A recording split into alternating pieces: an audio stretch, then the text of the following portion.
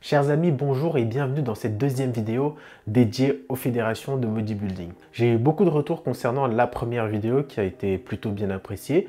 Certains ont été d'accord avec moi, d'autres ne l'ont pas été et chacun a donné son avis dans le respect et pour cela je vous en remercie. Par ailleurs, certains ont été énormément surpris par cette première vidéo, d'autres m'ont même demandé si j'aimais encore le bodybuilding et si je comptais faire de nouvelles compétitions.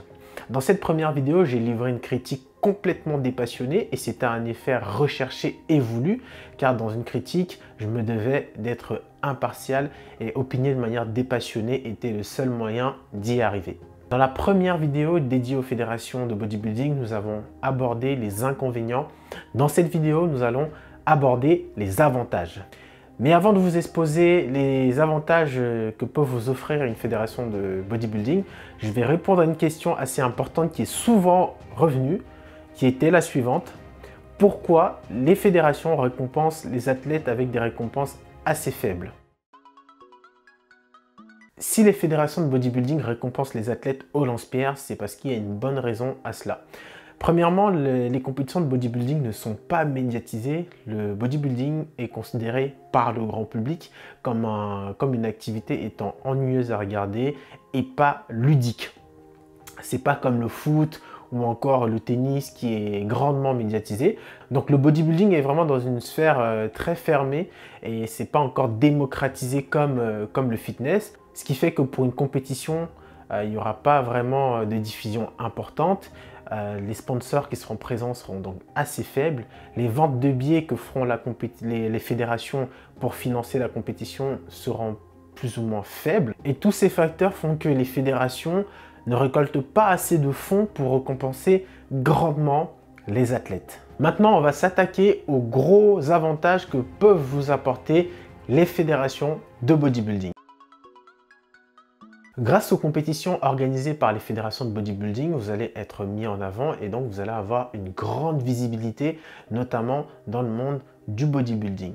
Et bien grâce à cette visibilité, vous allez déjà gagner en crédibilité auprès du public qui suit ce sport, donc toute la sphère du fitness et de la musculation.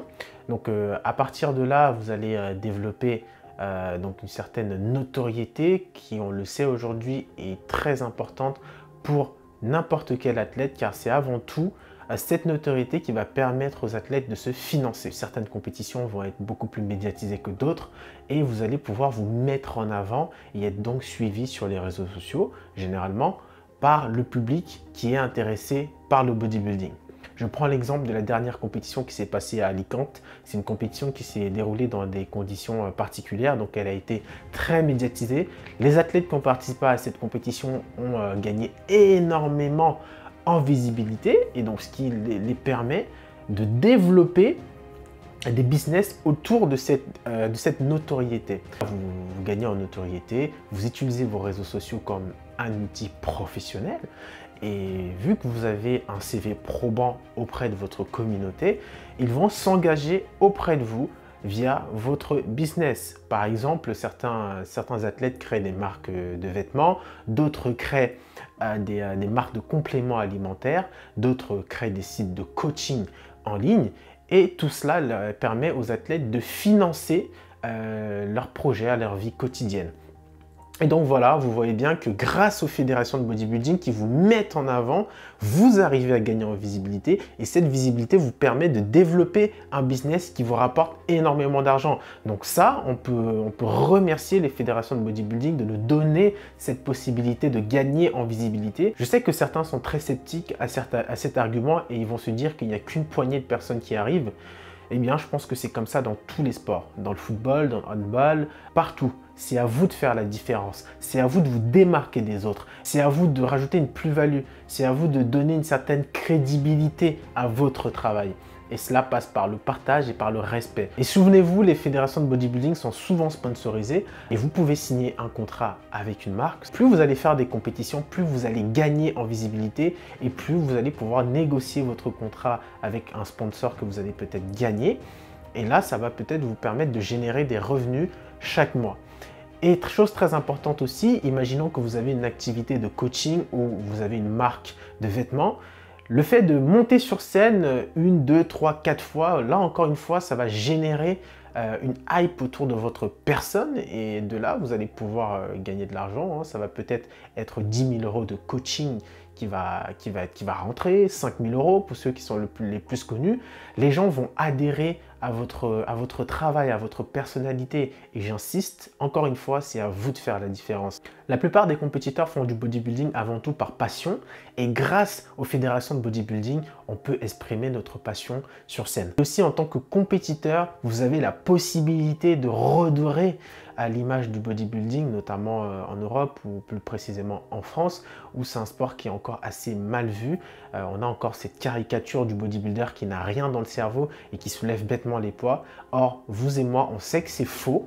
Derrière chaque compétiteur, il y a une personne et cette personne a une histoire à vous raconter. Donc que vous soyez spectateur, compétiteur, passionné de bodybuilding, eh bien parlez de l'histoire de ces compétiteurs. Racontez-leur qu'est-ce que c'est que le bodybuilding. Parce qu'aujourd'hui, on réduit grossièrement le bodybuilding à l'utilisation de produits et on sait que ce n'est pas le cas. Donc faire des compétitions, c'est user de votre influence pour impacter positivement les gens et donner une bonne image de notre sport.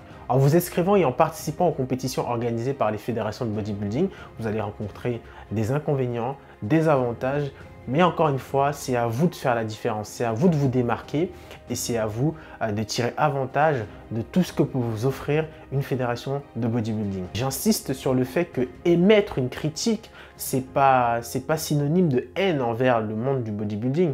Quand vous émettez une critique constructive, de manière impartiale, au contraire, ça permet de faire avancer les choses. Merci à vous d'avoir suivi cette courte vidéo et je vous dis à très bientôt pour une nouvelle vidéo.